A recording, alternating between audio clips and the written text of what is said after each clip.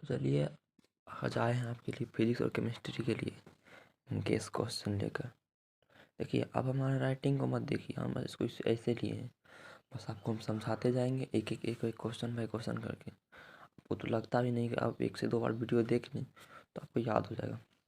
पहला क्वेश्चन कह रहा विद्युत रासायनिक सेल क्या है, मतलब जो विद्युत रासायनिक सेल है वह क्या है। तो विद्युत रासायनिक सेल क्या, वह ठोस पदार्थ जिनमें रासायनिक अभिक्रिया कराकर विद्युत ऊर्जा उत्पन्न की जाती है। इसको आराम से समझो। तो वह ठोस पदार्थ जिनमें रासायनिक अभिक्रिया कराकर विद्युत ऊर्जा उत्पन्न की जाती है तो उसे रासायनिक सेल कहते हैं। समझ गए। विद्युत रासायनिक सेल क्या है, वह ठोस पदार्थ जिनमें रासायनिक अभिक्रिया कराकर विद्युत ऊर्जा उत्पन्न की जाती है उसे रासायनिक सेल कहते हैं। ठीक है। विलेयता संबंधी हेनरी के नियम को लिखें। ठीक है। देखो विलेयता संबंधी, किसी द्रव यानी कोई जो पानी है तो किसी द्रव में किसी गैस, तो गैस तो आपको पता ही कौन है, द्रव इतना तो आपको पता ही होगा। तो किसी द्रव में किसी गैस की विलेयता गैस के दाब के सीधे समानुपाती होता है। इसे ही हेनरी का नियम कहते हैं। हेनरी का नियम यही होता है, सिंपल यही होता है, किसी द्रव में किसी गैस की विलेयता गैस के दाब के सीधे समानुपाती होता है। ठीक है। देखो प्रासरण एवं प्रासरण दाब। चलो, विलयन पर आरोपित वह बाह्य दाब क्या है, विलयन पर आरोपित वह बाह्य दाब जिसके कारण विलयन का वाष्प दाब बढ़कर विलायक के वाष्प दाब के बराबर हो जाता है। इसी विलयन को प्रासरणी दाब कहते हैं। विलयन पर आरोपित वह बाह्य दाब जिसके कारण विलयन का वाष्प दाब बढ़कर विलायक के वाष्प दाब के बराबर हो जाता है, प्रासरण कहलाता है। द्विक लवण। देखो, दो सरल यौगिकों के संयोग से बने वो यौगिक जो किसी क्रिस्टल के रूप में अपना अस्तित्व कायम रखता है। दो सरल यौगिकों के संयोग से बने वो यौगिक जो किसी क्रिस्टल के रूप में अपना अस्तित्व कायम रखता है किंतु जलीय विलयन में अपना अस्तित्व खोकर यौगिक में टूट जाता है। इसका कहने का मतलब है तो जो क्रिस्टल में है ना वो अपना अस्तित्व को कायम रखता है, लेकिन जैसे जलीय विलयन कुछ हो गया, शरबत हो गया, उसमें नहीं घुल पाता है।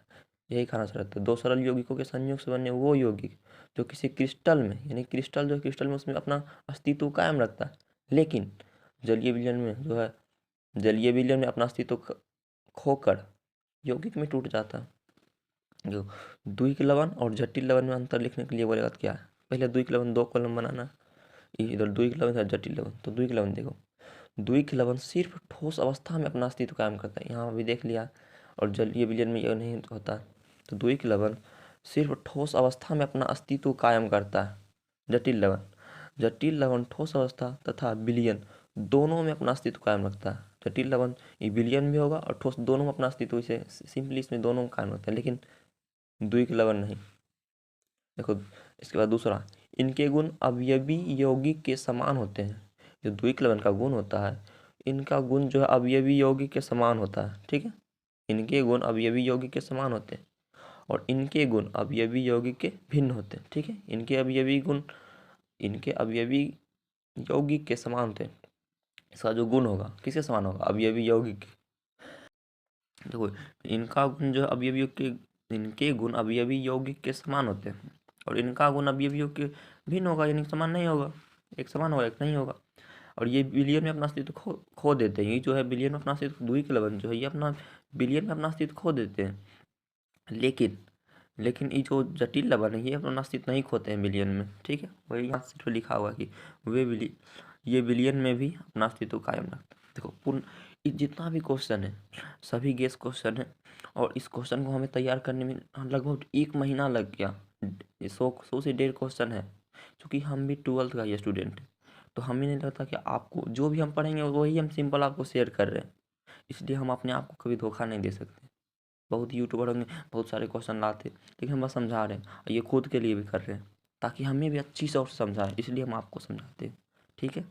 चलो देखो, पूर्ण आंतरिक परावर्तन से आप क्या समझते हैं, जब आपतन कोण का मान क्रांति कोण मतलब यानी क्रांति कोण जो होता है वो कितना डिग्री होता है, तो क्रांति कोण 90 डिग्री होता है। कितना डिग्री होता है क्रांति कोण, 90 डिग्री का, ठीक है।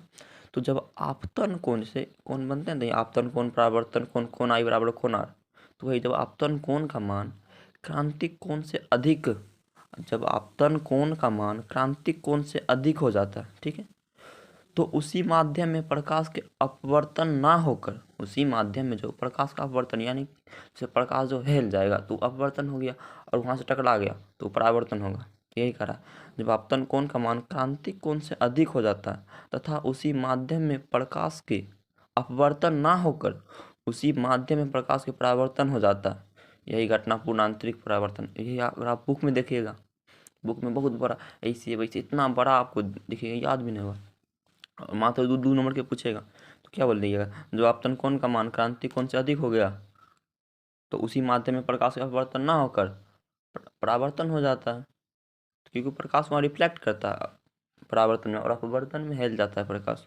इसका देखो ये जरूर पूछेगा, आपतन कोण का मान जो है हमेशा क्रांतिक कोण से अधिक होना चाहिए, ये फिक्स है। आपतन कोण का मान हमेशा क्रांतिक कोण से अधिक होना चाहिए, और प्रकाश हमेशा सघन माध्यम से विरल माध्यम में जाना चाहिए, प्रकाश हमेशा सघन माध्यम से विरल माध्यम में जाना चाहिए। देखो ये जो एक्सरे, चलो इसमें एक्सरे यहाँ दे आपने पढ़े होंगे, रेडियो, माइक्रोवेव, इंफ्रारेड, एक्सरे, बहुत, और कम से कम 7-8 वो था, उसका 2 गुण, या इसमें एक्सरे और गामा का था जो कि VVI। देखिए हम सब क्वेश्चन आपके लिए नहीं लेकर आए है तो बहुत क्वेश्चन पढ़ना तो बहुत है, लेकिन एग्जाम में क्या क्या आता है वो पढ़ना जरूरी है। तो एक्सरे का उपयोग कहाँ, उपयोग और गुण जो है, देखो इसका अवयवी परास 3 गुना 10 पर पावर 19, 3 गुना 10 पर पावर 19 HZ से, HZ मतलब हर्ट्ज जो होता है। देखो आप मेरा राइटिंग बंद देखो, हम जो बोल रहे हैं, हम जो समझा रहे हैं वो देखो सिर्फ। तो इसका अवयवी परास 3 गुना 10 पर पावर 19 HZ से 3 गुना 10 पर पावर 5 HZ तक होता है। इसका अच्छा, इसका हब यहीं आपको पूछ देगा इसका गुण, लेकिन तो आप इसमें सिंपल लिख दीजिए, इसका अभी प्राप्त जो है 3 गुना 10 पर पावर 19, ठीक है, 3 गुना 10 पर पावर 19 सही है, 3 गुना 10 पर पावर 19 HZ से 3 गुना 10 पर पावर 5 HZ तक होता है। और इसका जो तरंग होगा, इसका तरंग प्रास 10 पर पावर -11 मीटर से, 10 पर पावर -11 मीटर से 10 पर पावर-7 मीटर तक होगा, ठीक है। और इसका उपयोग देखो कहाँ कहाँ करेंगे, इसका उपयोग जो है, इसका उपयोग जब देखो हड्डी, एक्सरे आप सुने होंगे, नाम भी बहुत सुनते हैं, एक्सरे, एक्स और रे मतलब किरण होता है, एक्स किरण, तो एक्सरे आपको हमेशा पता होता है। जैसे हड्डी टूट जाता है तो हड्डी, इसका उपयोग जो टूटी हुई हड्डियों को, जैसे हड्डी टूट जाएगा तो आपको पता कैसे लगता है, तो आप कहीं डॉक्टर के जाते हैं, देखते हैं, बोलता है अच्छा इसका एक्सरे हुआ, इसका ये हड्डी डैमेज है, मतलब वगैरह वगैरह बोलता है, ठीक है। तो इसका उपयोग टूटी हुई हड्डियों को पता लगाने में, और मेट्रो स्टेशन पर जो है विस्फोटक पदार्थ, जैसे आप मेट्रो स्टेशन पर जाते हैं तो आपका बैग चेक होता है कि आपको विस्फोटक पदार्थ है, वहीं उसका चेकिंग में होता है, तो विस्फोटक पदार्थ और इसी से चेक किया जाता है एक्सरे से। देखो कूलम का नियम पूछे या ना पूछे, कूलम की सीमा हमेशा याद रखो। जैसे कूलम का नियम जो होता है वो आप बता दें, जैसे 2 आकर, चलो कूलम की सीमा को याद रखो। कूलम बल जो है अन्योन प्रक्रिया, अन्योन प्रेरण भी बोल सकते हैं, तो कूलम बल अन्योन प्रक्रिया व्यक्त करता है, कूलम बल अन्योन प्रेरण व्यक्त करता है या प्रक्रिया व्यक्त करता है। और कूलम बल विद्युत बल होता है, कूलम बल केंद्रीय बल होता है, तीनों आपको मुख्य रूप से याद करना है, ठीक। किरचॉफ का नियम, अब यहाँ देखो किरचॉफ है, कहीं आप किरचॉफ देखिएगा, मतलब अलग अलग सब एक ही होता है। देखो ये क्या होता है, ये सब VVI प्रश्न है, आप याद करिएगा। जटिल विद्युत परिपथ में, ध्यान से सुनो, जटिल विद्युत परिपथ में, कोई जटिल विद्युत परिपथ है, जटिल विद्युत परिपथ में धारा एवं विभवांतर के वितरण को ज्ञात करने के लिए किरचॉफ ने 2 नियम दिए। कितना नियम दिए, मतलब किस लिए नियम, 2 नियम दिए। जटिल विद्युत आपको 2 नियम दे देगा, पता नहीं चलेगा किस लिए नियम देगा, वो तो आपको समझना चाहिए। तो देखो जटिल विद्युत परिपथ में, कौन सा परिपथ है, जटिल विद्युत परिपथ, जटिल विद्युत परिपथ में धारा एवं विभवांतर के वितरण को ज्ञात करने के लिए किरचॉफ ने 2 नियम, कौन कौन सा।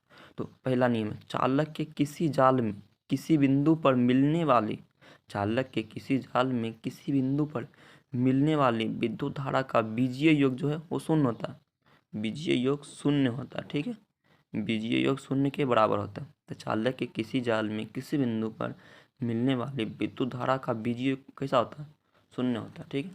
चलो आगे देखते हैं। इसी का देखो दूसरा नियम, दूसरा नियम, किसी बंद मतलब कोई बंद विद्युत परिपथ है तो किसी बंद विद्युत परिपथ के प्रत्येक भागों में, हर एक भाग, हर प्रत्येक भाग, तो किसी बंद विद्युत परिपथ के प्रत्येक भागों में प्रवाहित होने वाले विद्युत धारा तथा उसके प्रतिरोध के गुणनफल का बीजीय योग परिपथ में लगे विद्युत वाहक बल के समानुपाती होता है। ठीक है, किसी बंद विद्युत परिपथ के प्रत्येक भागों में प्रवाहित होने वाली विद्युत धारा तथा उसके प्रतिरोध के गुणनफल का बीजीय योग परिपथ में लगे विद्युत वाहक बल के समानुपाती होता है। फिर देखो क्वेश्चन नंबर 10, ये विद्युत क्षेत्र रेखा क्या है, इसके दो उपयोग को लिखे। मतलब पूछ देगा विद्युत क्षेत्र रेखा क्या है, तो विद्युत क्षेत्र रेखा एक ऐसा काल्पनिक वक्र है, मतलब वो काल्पनिक वक्र है। विद्युत क्षेत्र रेखा एक ऐसा काल्पनिक वक्र है जिससे कई अकेला, मतलब बहुत सारा अकेला धन आवेश, जो याद रखना ये अकेला धन आवेश ही चलता है। तो विद्युत क्षेत्र रेखा एक ऐसा वक्र है, विद्युत क्षेत्र रेखा एक ऐसा काल्पनिक वक्र है जिससे कई अकेला धन आवेश चल सकता है। ठीक है, उसे विद्युत क्षेत्र कहते हैं। और देखो इसमें एक पूछेगा विद्युत क्षेत्र रेखा एक दूसरे को क्यों नहीं काटती है, क्यों, ये क्वेश्चन शायद आगे होगा, तो ये भी आएगा। ओजोन के दो उपयोग, ओजोन का फॉर्मूला देखो क्या था, ओजोन का फॉर्मूला होता है O3, ओजोन का फॉर्मूला O3, ऑक्सीजन का O2, ठीक है, ओजोन का O3, ऑक्सीजन का O2। इसका दो उपयोग, इसका उपयोग जो कीटनाशक में किया जाता है, कीटनाशक में जो इसी का ओजोन का ही प्रयोग किया जाता है। ठीक है, और भीड़ से बहुत ज़्यादा भीड़ भाड़ वाली जगह होता है तो उसको वायु प्रदूषित हो जाता है। और ओजोन ही है जो कि हमारा वायुमंडलीय लेयर में जो ओजोन परत है, इसी वजह से हम अभी यहाँ जिंदा नहीं तो कब का हम चल गए होते। ठीक है, चलो देखो फिर विशिष्ट चालक, तो विशिष्ट चालक क्या, प्रतिरोधकता के व्युत्क्रम को विशिष्ट चालक कहते हैं। ठीक है, तो किसके व्युत्क्रम, तो प्रतिरोधकता याद रखना है, तो इसका तो उल्टा व्युत्क्रम मतलब क्या था, उल्टा, तो प्रतिरोधकता के व्युत्क्रम, आपको यहाँ उल्टा भी लिख सकते हैं, प्रतिरोधकता के उल्टा के, पर अच्छा नहीं लगेगा, तो प्रतिरोधकता के व्युत्क्रम को विशिष्ट चालक तो कहते हैं। इसे ये जो कप्पा, क्या बोलेंगे इसको, कप्पा, तो इसे कप्पा से डिनोट किया जाता है और इसका ऐसा मात्रक ओम मीटर होता है। ठीक है, ओम मीटर। भौतिक अधिशोषण से आप क्या समझते हैं, बोल देगा भौतिक अधिशोषण, रासायनिक अधिशोषण से आप क्या समझते हैं। तो भौतिक अधिशोषण, जब ठोस के पृष्ठ पर अधिशोषित अणु, जब ठोस के कोई ठोस है उसके पृष्ठ पर अधिशोषित अणु है, तो जब कोई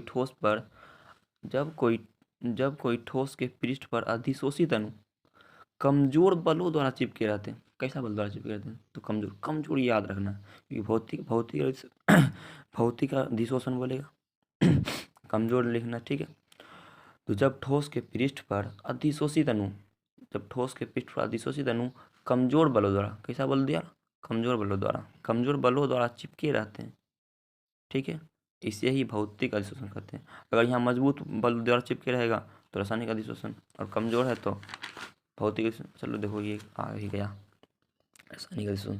जब ठोस के पृष्ठ पर अधिशोषित अणु मजबूत बलों द्वारा चिपका रहता है, तो जब ठोस के पृष्ठ पर अगर कमजोर है तो कमजोर है तो भौतिक, अगर ज़्यादा यानी कि मजबूत है तो वो रासायनिक अधिशोषण। तो जब ठोस के पृष्ठ पर अधिशोषित अणु मजबूत बलों द्वारा चिपके रहते तो ऐसे अधिशोषण को रासायनिक अधिशोषण कहते हैं। ठीक है, बेसैमरीकरण, ये सब तो आपको 2 नंबर में पूछ सकता है।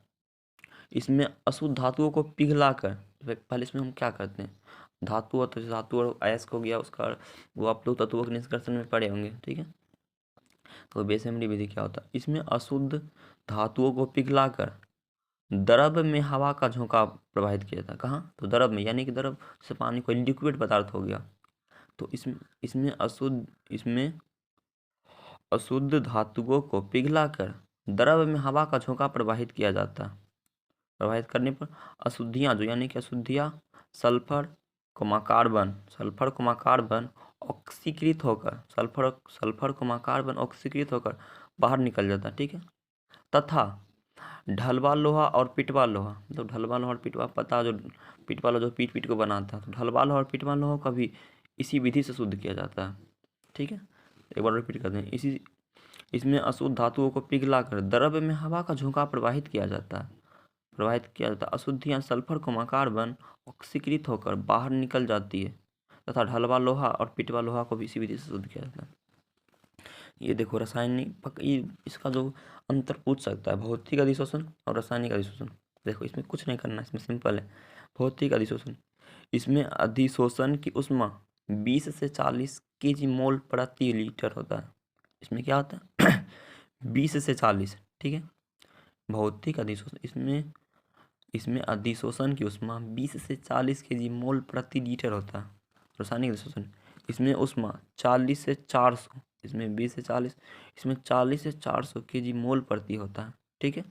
20 से 40 और 40 से 400 केजी मोल प्रति लीटर।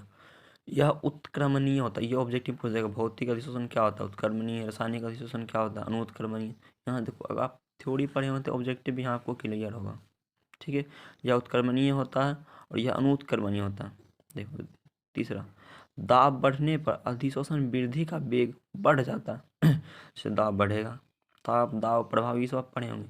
जब दाब बढ़ेगा, तो जब दाब बढ़ने पर अधिशोषण वृद्धि का वेग बढ़ जाता है। इधर देखो, दाब बढ़ने पर अधिशोषण वृद्धि का वेग घट जाएगा, मतलब एक तरफ बढ़ेगा एक तरफ घटेगा, कि अंतर में फिक्स होता है।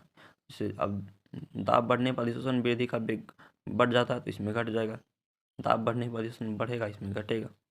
यह प्रायः निम्न ताप पर होता है, यह जो निम्न ताप पर होता है भौतिक अधिशोषण, यह प्रायः निम्न ताप पर होता है। ताप बढ़ने पर अधिशोषण वृद्धि का वेग बढ़ जाता है, ताप बढ़ने पर, यह प्रायः निम्न ताप पर होता है। ताप बढ़ने पर अधिशोषण वृद्धि का वेग बढ़ जाता है और यह निश्चित ताप तक बढ़ता है फिर घटने लगता है। तो यहाँ तक फिर छूट गया, चलो रुको। यह निश्चित ताप तक बढ़ता है फिर घटने लगता है, यह निश्चित ताप बढ़ता है फिर घटने लगता है, ठीक है। निस्तापन क्या है, वह प्रक्रिया जिसमें अयस्क को वायु के अनुपस्थिति में अधिक ताप पर गर्म किया जाता है। मतलब निस्तापन हुआ पर, अगर आप बुक में देखें, एक भी किताबी लैंग्वेज आपको समझना है, ये मतलब खुद से पहले छांट लिए कि कैसा होना चाहिए, और जितना सोचे छोटा से छोटा करें, क्योंकि हमको भी तो याद करना है। हम आपके लिए थोड़ी ना कर रहे हैं, हम खुद के लिए कर रहे हैं, ताकि हम भी समझे कि छोटा छोटा करके।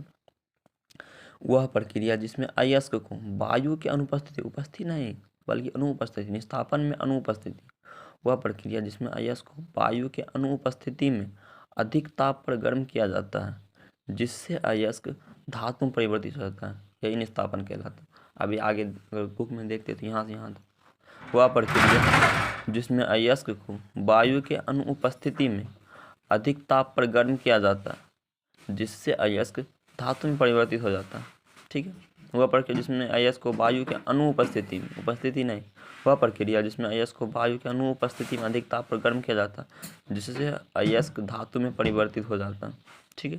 तो यहाँ फिजिक्स का क्वेश्चन, फिजिक्स और केमिस्ट्री मिला। ऑप्टिकल फाइबर क्या है, ऑप्टिकल फाइबर एक ऐसी युक्ति है, यहाँ मशीन भी हो सकता है, तो ऑप्टिकल फाइबर एक ऐसी युक्ति है, ऑप्टिकल फाइबर एक ऐसी युक्ति है जो किसी प्रकाश को बहुत ही कम हानि पर, मतलब कोई प्रकाश हो उसको बहुत ही कम हानि पर, मतलब बहुत ही कम हानि पर एक स्थान से दूसरे स्थान तक प्रेरित करता है, एक स्थान से दूसरे स्थान तक प्रेरित करता है, ठीक है। तो ऑप्टिकल फाइबर क्या है, ऑप्टिकल फाइबर एक ऐसी युक्ति है जो किसी प्रकाश को बहुत ही कम हानि पर एक स्थान से दूसरे स्थान तक प्रेरित करता है, तो इस प्रक्रिया को ऑप्टिकल फाइबर कहते हैं। ऑप्टिकल फाइबर क्या है, तो ऑप्टिकल फाइबर एक ऐसी युक्ति है जो किसी प्रकाश को बहुत ही कम हानि पर एक स्थान से दूसरे स्थान तक प्रेरित करता है, ऑप्टिकल फाइबर का। अपवर्तनांक, ये सारा फिजिक्स का क्वेश्चन है। तो अपवर्तनांक से आप क्या समझते हैं, निर्वात में प्रकाश की चाल, निर्वात जो सबसे, जिसमें नहीं हवा वायुमंडलीय कुछ ना हो, उसी को निर्वात कहते हैं। निर्वात में प्रकाश की चाल तथा किसी माध्यम में प्रकाश की चाल के अनुपात को अपवर्तनांक कहते हैं। कितना सिंपल है अपवर्तनांक, निर्वात में प्रकाश की चाल तथा किसी माध्यम में प्रकाश की चाल के अनुपात को अपवर्तनांक कहते हैं। अब देखो नाभिकीय बल क्या है, गुण भी लिखे, उसका गुण भी लिखना। तो नाभिक में उपस्थित कणों के बीच आकर्षण तथा प्रतिकर्षण बल को नाभिकीय बल कहते हैं। देखो सिंपल है कि ना, आप पढ़ें आप शुरू से वीडियो देख रहे हैं तो आपको पक्का है कि एक एक चीज़ समझ में आएगा। अगर आप बुक में देखें नाभिकीय बल तो आपका दिमाग खराब हो जाएगा, इसलिए हम पूरा शॉर्ट करके लाएँ। तो नाभिक में उपस्थित कणों के बीच आकर्षण तथा प्रतिकर्षण बल को नाभिकीय बल कहते हैं। नाभिक में उपस्थित कणों के बीच जो आकर्षण तथा प्रतिकर्षण बल नाभिकीय बल कहते हैं। नाभिक बल आकर्षण बल होता है, नाभिक बल आकर्षण बल होता है नाभिक बल अवैद्युत होते हैं, वैद्युत नहीं बल्कि अवैद्युत होते हैं। नाभिक बल अवैद्युत होते हैं। नाभिकीय बल अत्यंत प्रबल होता है। नाभिकीय बल अत्यंत प्रबल होता है। कैथोड किरण क्या है? अच्छा, कैथोड जो नहीं ये माइनस होता है। कैथोड एक चीज़ आपको पढ़ेंगे, कैथोड माइनस अधिकतर, लेकिन कहीं कहीं जो है प्लस भी हो जाता है। कैथोड माइनस और एनोड प्लस, ठीक है। कैथोड किरण बहुत से इलेक्ट्रॉन के तेज, कैथोड किरण बहुत से इलेक्ट्रॉन के तेजगामी, मतलब बहुत सब में तेजगामी प्रवाह है जो सभी तत्वों में विद्यमान, मतलब जो कैथोड किरण जितना भी तत्व है सभी में विद्यमान होता है। तो कैथोड किरण क्या है? कैथोड किरण बहुत से इलेक्ट्रॉन के तेजगामी प्रवाह है जो सभी तत्वों में विद्यमान होता है, ठीक है। अगला है बायो सावर्त का नियम, ठीक है। तो बायो सावर्त ने किसी धारावाही चालक के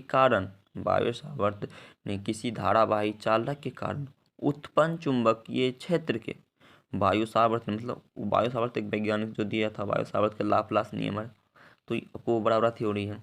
तो बायो सावर्त ने किसी धारावाही चालक के कारण उत्पन्न चुंबकीय क्षेत्र